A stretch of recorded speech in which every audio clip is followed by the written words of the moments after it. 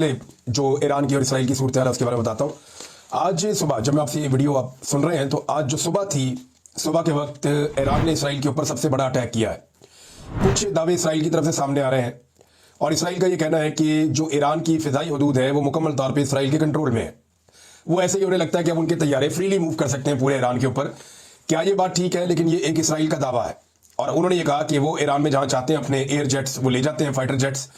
और ईरान की वो एयरफोर्स तो है ही नहीं, सिर्फ उनके पास कोई एयर डिफेंस का सिस्टम है और वो भी ईरान के पास महदूद है। जो असल सलाहियत है ईरान की वो उनकी मिसाइल की ताकत, जिससे वो लगातार अटैक कर सकते हैं। और कुछ ईरानी सोर्सेज के बकौल वो बड़े लंबे अरसे तक रोजाना की बुनियाद पे मिसाइलों की बारिश कर सकते हैं इसराइल पे। यानी उनके पास इतने मिसाइल हैं कि वो इसराइल को मुकम्मल तौर पर तबाह कर सकते हैं। लेकिन इसराइल की जाने से दावा किया गया कि ईरान की जो एयर स्पेस है उस पर इसराइल ने अपना कंट्रोल कर लिया है। अब ये इसके ऊपर ईरान का मौक़िफ़ आएगा, मैं आपके सामने रखूंगा। लेकिन जो सुबह सवेरे ईरान ने हमला किया है ये अब तक का सबसे बड़ा हमला है। इसमें 100 के करीब मिसाइल ईरान ने एक साथ दागे हैं इसराइल पे। 8 इसराइली इसमें हलाक हुए हैं और 300 से जायद इसके अंदर जख्मी हो गए हैं। दूसरी जानिब जो ईरान की वजारत सेहत है वो ये बता रही है कि इसराइली हमलों के नतीजे में अब तक 224 अफराद शहीद हुए हैं और 90% आम शहरी हैं। बाकी जो है वो आर्म फोर्सेस के लोग हैं, वो साइंटिस्ट हैं, वो जर्नल्स हैं, वो भी इसके अंदर शहीद हो गए हैं। तो 224 अफराद ईरान की जानिब से शहीद हुए हैं, जबकि अब इसराइल का नुकसान भी हो रहा है। इसराइली जो है मुल्क छोड़ छोड़ के जा रहे हैं, मुल्क छोड़ छोड़ के भाग रहे हैं और बड़े अजीबोगरीब मनाज़िर हमने देखे। इससे पहले जब जब इसराइल कोई लड़ाई लड़ता है और जैसे ही उसके शहरी जाकर अपनी हिफाजत के पेश नज़र यूरोपियन एयरपोर्ट्स पर उतरते हैं तो उनका इस्तकबाल किया जाता है। हमने ये मनाज़िर एक मरतबा नहीं कई मरतबा देखे। जैसे ही इसराइली शहरी यूरोप में दाखिल होते हैं उनके एयरपोर्ट्स पे तो वो इसराइली झंडा लेकर जाते हैं तो उनका इस्तकबाल किया जाता है। इस मरतबा ऐसा नहीं हुआ क्योंकि इसराइल गुज़िश्ता 2 सालों से एक ऐसा जुल्म और जबर कर रहा है। उन्होंने एक ऐसी बर्बरियत शुरू कर रखी है गजा में जिसकी वजह से उनका पूरा का पूरा इमेज तबाह हो गया है पूरी दुनिया में।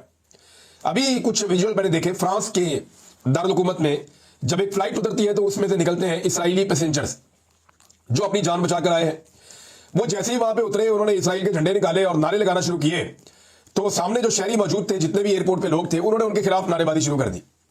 वो गर्मजोशी नहीं थी बल्कि एक सर्दमारी थी और इसराइली शहरियों के खिलाफ एक रिएक्शन था। इसराइल और इसराइल के शहरियों को यह समझना पड़ेगा कि जिस तरह के जंगी जुनून में वो मुब्तला है उससे दुनिया में उनकी इज्जत में इजाफा नहीं हो रहा बल्कि दुनिया उनके खिलाफ होती चली जा रही है। और ये मनाजिर हमने देखे हैं, अभी हमने ये मनाजिर फ्रांस में देखे हैं, बाकी जगहों से भी आपको ऐसे मनाजिर नजर आएंगे। पूरी दुनिया में एहतजाज हुए हैं, बहुत बड़े बड़े एहतजाज हुए हैं गजा के लोगों के हक में। नीदरलैंड के अंदर एक बहुत बड़ा एहतजाज हुआ है, उसको देखने के बाद मैं हिल गया था कि पाकिस्तान में इतना बड़ा एहतजाज करने की इजाजत पाकिस्तान की गवर्नमेंट ने नहीं दी जितने बड़े एहतजाज अमेरिका में, बरतानिया में, नीदरलैंड में, दुनिया के बहुत सारे और मुल्कों में हुए हैं। तो पाकिस्तान के अंदर तो इस वक्त जो हुकूमत है वो ऐसा लगता है कि इसराइल को शायद खुश रखना चाहती है। वो किसी को इसराइल के खिलाफ बात ही नहीं करने देते और किसी को फलस्तीनियों के हक में निकलने ही नहीं देते। जो निकलते हैं उन्हें वो मारते हैं। अगर कोई फलस्तीन का झंडा उठा ले तो वो उससे झंडा छीन लेते हैं। दूसरे ममालिक के जो खिलाड़ी हैं वो फलस्तीन के झंडे लेकर घूमते हैं, लेकिन पाकिस्तान के स्टेडियम के अंदर भी अगर कोई फलस्तीन का झंडा लेकर आ जाए तो उससे वो झंडा छीन लिया जाता है। अभी तक जो ईरान ने इसराइल को नुकसान पहुंचाया जिन एरियाज में, यहां पे मेरे पास सामने इसराइल का नक्शा मौजूद है और इसके जितने इंपॉर्टेंट एरियाज हैं वहां पे ईरान ने स्ट्राइक किया है। और अब तक की इत्तला के मुताबिक डिफरेंट लोग इसमें बड़ा अच्छा रिपोर्ट कर रहे हैं। रजी ताहिर साहब और उनकी टीम बहुत अच्छा रिपोर्ट कर रही है और वो इस मामले के साथ पूरी तरह से जुड़े हुए हैं। अब जो कामयाबियां ईरान को मिली है उनमें हीफा की आयल रिफाइनरी जो है वो जुज़वी तौर पे तबाह कर दी है। हीफा पावर प्लांट जो है उसको तबाह कर दिया है। राफेल असला साज कंपनी जो है फैक्ट्री वो तबाह हो गई है और न्यूटम एयरबेस जो है उस पर कामयाब हमले हुए हैं। और इसके साथ ही हेली पार्क तिल अबैब में कई इमारतें जो है जो दारुल हुकूमत है इनका इसराइल का तिल अबैब, वहां पे बहुत सारी इमारतें जो है वो निशाना बनी है। हीफा में तैनात एरो 3 एयर डिफेंस सिस्टम जो है उसको भी तबाह कर दिया गया है। अब जो आयरन डूम है वो कामयाब क्यों नहीं हो रहा, इसके ऊपर बहुत सारी तहकीकात हो रही है कि ईरान के मिसाइल जाकर डायरेक्ट हिट क्यों कर रहे हैं, इमारतें क्यों तबाह हो रही हैं। इसराइली शहरियों के दिमाग में यह डाला गया था कि आप नाकाबिले तस्खीर है, जो मर्जी हो जाए आपके ऊपर तो कोई बम आ ही नहीं सकता। लेकिन अब आ रहे हैं। एक्चुअली जब इसको डिजाइन किया गया था ना आयरन डूम को, तो ये डिजाइन ऐसे किया गया है कि 2 4 5 मिसाइल आएंगे या रॉकेट्स आएंगे तो उनको रोक लिया जाएगा। ये इक्का दुक्का रॉकेट्स के लिए और मिसाइलों के लिए था कि वक्फे वक्फे से अगर कोई मिसाइल आ रहा है, कोई रॉकेट आ रहा है तो ये एयर डिफेंस सिस्टम 70 मील के अंदर उसको रोक लेगा, उसको तबाह कर लेगा। लेकिन इस मरतबा ऐसा हो नहीं रहा। इस मरतबा ये हो रहा है कि मिसाइलों की बारिश हो रही है। तो 4 5 6 मिसाइल रोकने के बाद इसकी कैपेसिटी खत्म हो जाती है और बाकी मिसाइल जाकर अपने टारगेट के ऊपर हिट होते हैं। और ईरान को इस बात का अंदाजा हुआ गुज़िश्ता साल जब इसराइल ने एक बहुत बड़ी गलती की और उन्होंने इस्माइल हानिया को शहीद कर दिया ईरान में। और उसके बाद ईरान ने एक बड़ा अटैक किया था जिसमें ड्रोन्स और मिसाइल्स भेजे गए थे। उस वक्त ईरान के कुछ मिसाइल्स ने अपने टारगेट पे हिट किया था और उस वक्त ईरान को इस बात का अंदाजा अच्छी तरह हो गया था कि हम जब भी इन्हें मारेंगे बड़ी तादाद में हमें मिसाइल्स और ड्रोन्स भेजने पड़ेंगे ताकि इनके जो एयर डिफेंस सिस्टम है उनको डिसीव किया जा सके। तो आयरन डूम जो है वो डिसीव हो रहा है और उससे बड़ी बददिली है, बड़ी परेशानी है। बल्कि जो इनकी हुकूमत है वो खुद कह रही है कि बहुत बुरा वक्त चल रहा है हमारा। जो उनके आर्मी चीफ है इसराइल का, वो भी ये कह रहा है कि हमें नाकामी हुई है हमले रोकने में और बड़ी तेजी से हमले हो रहे हैं, इमारत तबाह हो रही है, बहुत सारी बिल्डिंग्स तबाह हो गई हैं, बहुत सारे मखसूस खास जो मुकामात हैं उनको निशाना बनाया ईरान ने। अब हमारे पाकिस्तान में कुछ ऐसे बड़े जबरदस्त किस्म के साइंटिस्ट वो ये बैठ के कहा करते थे कि आयरन डूम तो बड़ा जबरदस्त है, आयरन डूम तो मुसलमानों की भी हिफाजत कर रहा है, आयरन डूम तो मुसलमानों को भी बचा रहा है, सिर्फ इसराइल जो है वो यहूदियों को नहीं बचा रहा, इसराइलियों को नहीं बचा रहा। तो देखिए उसमें कुछ सवालात हैं। एक तो ईरान जहां पे अटैक करता है वो वहां करता है जहां पे उसे इसराइली टारगेट मिलते हैं। वो मुसलमानों को अटैक नहीं कर रहा या उन इलाकों में अटैक नहीं कर रहा जहां पे मुसलमान रहते हैं। और दूसरी साफ बात यह है कि आयरन डूम जो काम करता है वो भी उन इलाकों में करता है जहां पे इसराइल की हसास तनसीबात हैं या जहां पे इसराइली बड़ी तादाद में रहते हैं या उनके इंपॉर्टेंट एरियाज हैं। आयरन डूम सिर्फ वहां पे काम कर रहा है। अगर कोई मिसाइल किसी ऐसे इलाके में जा रहा है जहां मुसलमान है या किसी ऐसे इलाके में जा रहा है जहां पे आबादी नहीं है तो आयरन डूम उसे नहीं रोकता, वो उसको जाने देता है। तो जो लोग इसकी तारीफें कर रहे थे वो थोड़ा सा साइंस को पढ़ ले, उन्हें अंदाजा हो जाएगा। नाज़रीन अब एक मजीद तस्वीर सामने आई है। ये जरा बंदा आप देखें, ये गुज़िश्ता दिनों में एक इस्लामी मुजाहिद के तौर पे पेश किया गया। ये जुलानी साहब हैं जिनको लाया गया, बशार की हुकूमत खत्म की गई, वो भी एक बड़ी जालिम हुकूमत थी। उसको खत्म करके शाम में बशार की जगह पे, बशार अल असद की जगह पे सदर बनाया गया जुलानी साहब को। और ये जो आए हैं और छाए हैं उसके बाद इन्हें वहां पे इक़्तिदार दिया गया, रातों रात ये वहां के सदर बन गए। अब इन्होंने ऐलान किया कि इसराइल की मदद करेंगे। इन्होंने ईरान के खिलाफ इसराइल को सपोर्ट करने का ओपनली ऐलान कर दिया है। अगर आप नक्शा देखें ना जरा मिडिल ईस्ट का एक मरतबा फिर मैं आपके सामने रखता हूं, तो ये ईरान है और वो सामने इसराइल है। इनके बीच में 4 मुल्क है, एक इराक है, उर्दन है, सऊदी अरब है और शाम है। अब ज्यादातर जो ईरान एयर स्पेस इस्तेमाल करता है वो इराक की करता है या उर्दन की करता है और कुछ वक्त शाम की भी एयर स्पेस उन्हें इस्तेमाल करनी पड़ती है और सऊदी अरब को वो अवॉइड करते हैं। लेकिन आप ये देखें इंटरेस्टिंग बात कि सऊदी अरब उनको सपोर्ट कर रहा है, इराक सपोर्ट कर रहा है और उर्दन जो है वो इसराइल के साथ खड़ा है और अब शाम भी इसराइल के साथ खड़ा हो गया।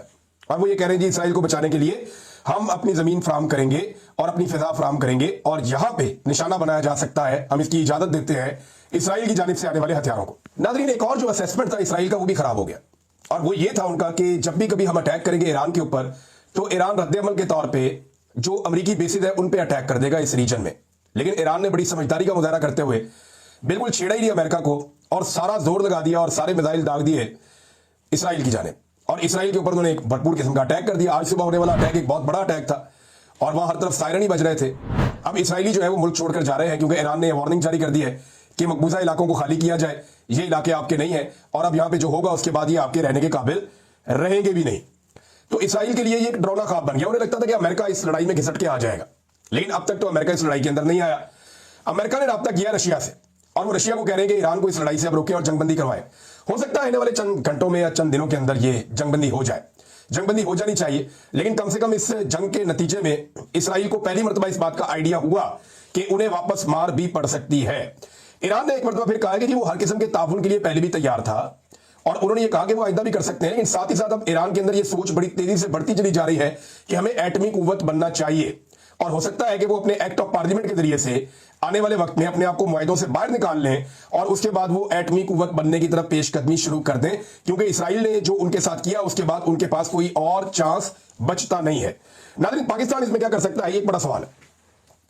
देखिए पाकिस्तान प्रैक्टिकली कुछ ऐसा नहीं कर रहा। बहुत सारी ऐसी हवा में खबरें छोड़ी जा रही हैं कि एक गुमनाम जहाज वो जनाब जाता है और घुस जाता है इसराइल की फिजाओं में और वो तबाहियां फेर देता है, हर तरफ बम्बारमेंट करता है और फिर वो गुमनाम जहाज कहीं और चला जाता है। बहुत सारे लोग ऐसी चीजें रिपोर्ट कर रहे हैं। ये उनका ये दावा है कि जनाब वो कहां से आया, वो कहां गया। ये तो ऐसे कहानी है जैसी सबज चोगे वाले की कहानी थी। हमें सुनाई जाती थी कि जनाब सबज चोगे वाले आते थे, वो बम कैच कर देते थे जो इंडिया वाले मारते थे। तो ये कहानियां होती हैं, लड़ाई में साइंस चलती है। जब कुफार ने शदीद हमला किया तो नबी अकरम सल्लल्लाहु अलैहि वसल्लम आपसे प्यारा तो अल्लाह ताला को कोई नहीं था, वो भी जख्मी हो गए थे। मुसलमानों को जंगों में शिकस्तें हुई हैं और बड़े बरगजीदा सहाबी मौजूद थे जब मुसलमानों को बाद औक़ात शिकस्त का सामना करना पड़ा है। तो लड़ाई में आपको जो है वो अपने वसाइल इस्तेमाल करने पड़ते हैं, दिमाग इस्तेमाल करना पड़ता है और जुर्रत के साथ लड़ना पड़ता है। यहां पे साइंस के मुताबिक चीजें चलती हैं।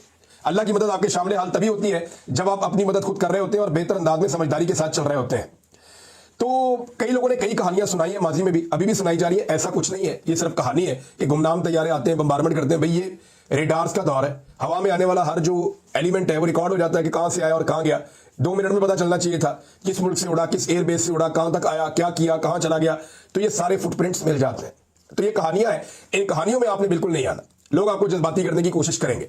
देखिए, जंग में 2 तरफा नुकसान हो रहा है, ईरान का भी हो रहा है, इजराइल का भी हो रहा है। जो ईरान का नुकसान है वो बड़ा हो रहा है, लेकिन इजराइल का नुकसान पहली मर्तबा हो रहा है। और एक मिथ टूट रही है कि कोई इजराइल को मार नहीं सकता। तो 57 इस्लामी मुल्कों में या 56 इस्लामी मुल्कों में जिसने जुर्रत की है वो एक ईरान है, और उसने करके दिखाया वो जो कोई और नहीं कर पाया। और उसने इस वक्त इसराइल के अंदर मलबे का ढेर इकट्ठा कर दिया है। और ये मनाजिर जो हम गजा में देखते थे वो अब हम इसराइल के अंदर देख रहे हैं। अब पाकिस्तान जो है वो प्रैक्टिकली इस लड़ाई का हिस्सा नहीं है। पाकिस्तान इखलाकी नुक्ता नजर से ईरान के साथ खड़ा है। पाकिस्तान किसी किस्म की मावनत फराम नहीं कर रहा, पाकिस्तान किसी किस्म के हथियार फराम नहीं कर रहा। ये मैं आपको कंफर्म कर रहा हूं। मेरी सिक्योरिटी फोर्सेस के जो बड़े अहम सोर्सेज हैं उनसे बात हुई है और मैंने अंदर से खबर निकाली है। मैंने बड़ी कोशिश की है कि हम कुछ कर रहे हैं, तो मुझे पता चला कि पाकिस्तान कुछ भी नहीं कर रहा। किसी किस्म की जो सपोर्ट है फिजिकल, वो ईरान को पाकिस्तान नहीं दे रहा। ये सारी कहानियां हैं कि जनाब हम ऑपरेशन डिजाइन कर रहे हैं। ये वैसी कहानी है जैसे नवाज शरीफ ने इंडिया के खिलाफ ऑपरेशन डिजाइन कर दिया था, वैसे ही जनाब इसराइल के खिलाफ पाकिस्तान ने ऑपरेशन डिजाइन कर दिया ईरान का। नहीं, ऐसा कुछ नहीं। ये सारी कहानियां हैं। वो अपनी लड़ाई खुद लड़ रहे हैं और वो अपनी लड़ाई अच्छी लड़ रहे हैं। पाकिस्तान की अच्छी बात यह कि पाकिस्तान ने उनको इखलाकी सपोर्ट दी है। हाँ, पाकिस्तान फिजिकल सपोर्ट इस बुनियाद पे दे सकता है कि इसराइल भी फिजिकल सपोर्ट देता है इंडिया को जब वो पाकिस्तान के साथ लड़ता है। पाकिस्तान और कुछ ना करे, ईरान से पेट्रोल लेना शुरू कर दे, तेल लेना शुरू कर दे सस्ता, अभी पता चल जाएगा सारी दुनिया को, और उसमें ईरान का फायदा भी हो जाएगा और दुनिया को मैसेज भी चला जाएगा। लेकिन पाकिस्तान ऐसा करेगा नहीं। पाकिस्तान अभी किसी किस्म के भी आलमी सतह के ऊपर पंगे के मूड में नहीं है और ना ऐसी पोजीशन में है। अब आज नाज़रीन, पाकिस्तान के अंदर यहां बहुत सारी खबरें। एक तो नाज़रीन बड़ा अजीबोगरीब दावा कर दिया। एक तो ये पढ़े लिखे नहीं है हुकूमत के लोग, और ऊपर से ये कोशिश भी नहीं करते। इमरान खान साहब ने कहा था, यानी मरियम नवाज की हुकूमत ने दावा कर दिया कि इमरान खान के दौर में पेट्रोल 400 रुपए लीटर था। हम रोटी को चोची कहते हैं। ये पाकिस्तानी सारे बेवकूफ हैं, पाकिस्तानी सारे भुलक्कड़ हैं, या ये सारे के सारे कोई शॉर्ट टाइम मेमोरी लॉस के मरीज हैं कि इन्हें पता ही नहीं चलेगा और आप कहेंगे 400 रुपए लीटर था, कल आप 500 रुपए लीटर भी कह देंगे। इमरान खान के दौर में पेट्रोल की कीमत 145 रुपए लीटर थी। 145 रुपए डीजल मिल रहा था, 150 रुपए पेट्रोल मिल रहा था, और मुंह उठा के कह रहे हैं ये लोग कि 400 रुपए लीटर इमरान खान के दौर में पेट्रोल था, अब हमने सस्ता कर दिया। नहीं जी नहीं, आपने महंगा कर दिया। डबल कीमत पे आप पेट्रोल बेच रहे हैं। आलमी मंडी में जब महंगा था तो इमरान खान सस्ता दे रहा था, आज आलमी मंडी में सस्ता है तो आप लोग महंगा दे रहे हैं। यास्मीन राशिद साहबा ने एक स्टेटमेंट दिया अपनी कैद को लेकर, और ये उनका बड़ा इंपॉर्टेंट स्टेटमेंट है। मैं पहले आपको ये बात बता भी चुका हूं कि एक्चुअली यास्मीन राशिद साहबा को जो अंदर रखा गया है वो नवाज शरीफ की ख्वाहिश में रखा गया है। यास्मीन राशिद साहबा कहती है कि नवाज शरीफ की ईमा पर मेरी जमानत नहीं होने दी जा रही, क्योंकि नवाज शरीफ मुझसे खौफजदा है। वो जानते हैं कि अगर मैं रिहा हो गई तो हल्के में निकलूंगी और उसका फॉर्म 45 से मसक शुदा चेहरा बेनकाब करूंगी, यानी जो असल फॉर्म 45 वो लेकर आऊंगी और नवाज शरीफ का जो मसक शुदा चेहरा है वो मैं बेनकाब करूंगी हल्के में निकलकर। हल्के की आवाम निकलेगी और बताएगी कि वोट किसे दिया था। ये डॉक्टर यास्मीन राशिद साहबा ने जेल में गुफ्तगू की है, जिसे शाकिर अवान साहब ने रिपोर्ट किया। और यही बात मैं बड़े अरसे से कह रहा हूं कि नवाज शरीफ नहीं चाहते कि उन्हें शर्मिंदगी का सामना करना पड़े, क्योंकि डॉक्टर यास्मीन राशिद नवाज शरीफ के लिए और सनम जावेद नवाज शरीफ की बेटी मरियम नवाज के लिए एक डरावना ख्वाब बन चुके हैं। मैं फिलहाल तक की बात कर रहा हूं, अभी तो बाप बेटी बहुत डरते हैं। मैं इनका बजट पढ़ रहा था, ये ऐसे खुद पसंदी का शिकार है, ऐसे ज़हनी मरीज है कि वो एक ही सफा मेरे सामने आया, मैं सर पकड़ के बैठ गया। मैंने कहा ये पागल है ये लोग, और फिर मुझे पता चला वाकई पागल है, ज़हनी मरीज है। पंजाब हुकूमत का बजट आप निकालें, वो एक सफा मेरे सामने आया, मैं उसे देख रहा था। नवाज शरीफ मरियम नवाज, नवाज शरीफ मरियम नवाज, नवाज शरीफ मरियम नवाज, नवाज शरीफ इंस्टीट्यूट मरियम नवाज इंस्टीट्यूट, फलाना इदारा नवाज शरीफ, फलाना इदारा मरियम नवाज, फलाना इदारा वज़ीर आला, फलाना इदारा नवाज शरीफ। यानी हद हो गई। ऐसे लग रहा था कि मैं कोई पंजाब हुकूमत का बजट नहीं पढ़ रहा, बल्कि मुझे लग रहा था कि शायद मैं कोई शरीफ खानदान की डायरी पढ़ रहा हूं, या इस खानदान पे लिखी हुई किसी इनके टाउट की शायरी पढ़ रहा हूं। अजीबोगरीब वैसे खानदान है, पागलपन की हद तक ये खुद पसंदी का और नरगिसियत का शिकार है। और देखिए, हमारी एस्टेब्लिशमेंट ने हम पर ये लोग मुसल्लत किए हैं, ज़हनी मरीज। और एक और ज़हनी मरीज की कहानी बताता हूं आपको मैं। पाकिस्तान का वज़ीर खजाना लगा हुआ है, इसके काम चेक करें आप जरा। वो कहता है जी पाकिस्तान का बच्चा बच्चा अमीर है, हर घर में 3 तरह के खाने तैयार होते हैं, गरीब भी 2 वक्त महंगा चिकन खाते हैं, अगर आप टैक्स नहीं देंगे तो कौन देगा? ये वज़ीर खजाना। पाकिस्तान में इस वक्त 45% लोग गुर्बत की लकीर से नीचे चले गए। आधे पाकिस्तानी इस वक्त गरीब है। लोग बिजली के बिल जमा नहीं करवा पा रहे, गैस के बिल जमा नहीं करवा पा रहे, बच्चों के स्कूलों की फीसें जमा नहीं करवा पा रहे, लोग उधार ले लेकर गुजारा कर रहे हैं। लोगों की दाल रोटी नहीं चल रही है, एक टाइम का खाना पकाना मुश्किल हो गया है। और ये शख्स क्योंकि देखे ना, इसका आवाम से ताल्लुक ही कोई नहीं है, ना कभी ये वोट मांगने गया, ना कभी इसने वोट मांगने जाना है, ना इसका पब्लिक से ताल्लुक है, ना इसको कभी पब्लिक ओपिनियन या उनकी हालत का पता चलेगा। ये तो एसी वाले दफ्तर में बैठने वाला बंदा है। इसको तो जो आगे बाबू बता देंगे टाइयां पहन के, तो ये कहेगा जी ऐसे ही मुल्क चल रहा होगा। इसको तो जो कहानी आप सुनाएंगे ये उसी को हकीकत मान लेगा, क्योंकि ग्राउंड रियलिटी से इसका ताल्लुक कोई नहीं है, ये अवाम में जाता नहीं। इसीलिए कहते हैं ना कि अवामी नुमाइंदे को हुकूमत मिलनी चाहिए, ताकि उसे अवाम के दुख और दर्द का एहसास हो। जिन लोगों को ऊपर से लाकर मुसल्लत किया जाता है बंद कमरों में फैसले करके, इसीलिए तो इमरान खान हकीकी आजादी मांग रहा है कि मुंतखब हुकूमत आए और अपनी मर्जी से फैसले करे। अब इस आदमी को क्या पता कि आम आदमी के घर में क्या चल रहा है। वो कह रहा है जी बहुत अमीर हो गए पाकिस्तानी, मौजा हो गया, इनसे टैक्स निकलवाओ। भाई आम आदमी को आपने कमर तोड़ दी है, तनख्वाहदार तबके से आपने टैक्स छीन छीन के उसका बेड़ा गर्क कर दिया है, और जो ताकतवर अशराफिया और अमीर लोग हैं उनसे आप टैक्स ले नहीं सकते। नाज़रीन, एक और बहुत बड़ी खबर है, बड़ी जबरदस्त खबर है, बल्कि मैंने खबर सुनी, मैं बड़ा खुश हुआ कि पहुंची वहीं पे खाक जहां का खमीर था। और ये रिजवान गरज़ी साहब ने खबर दी है, आमिर मुगल साहब ने भी इसको रिपोर्ट किया है, वहीं से मैं रिपोर्ट कर रहा हूं कि तलत हुसैन जो एक जर्नलिस्ट है, इन्हें पाकिस्तान टेलीविजन में नौकरी मिल गई है।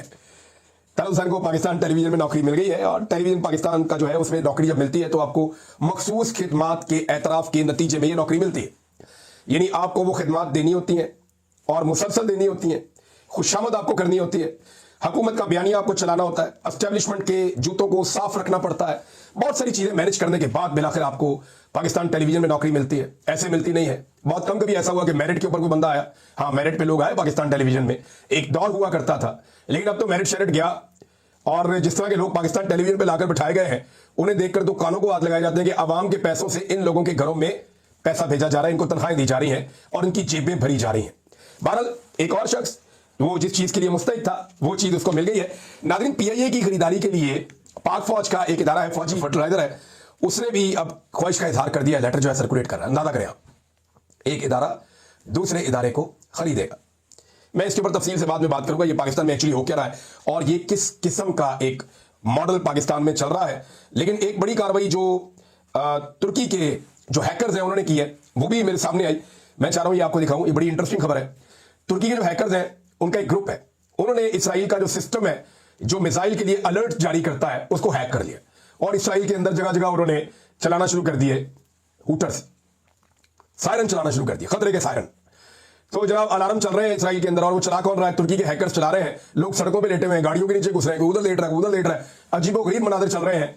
तो तुर्की ने भी इसके अंदर अपना हिस्सा डाल लिया, उन्होंने और कुछ नहीं किया, तो उनके हैकर्स हैं जो अलार्म सिस्टम है उसको हैक करके वहां पे अलार्म बजाना शुरू कर दिया। तो इस किस्म की चीजें भी रिपोर्ट हो रही है। ये रॉयटर्स उर्दू ने इसको रिपोर्ट किया है, ये खबर मैंने आपको वहां से पहुंचाई।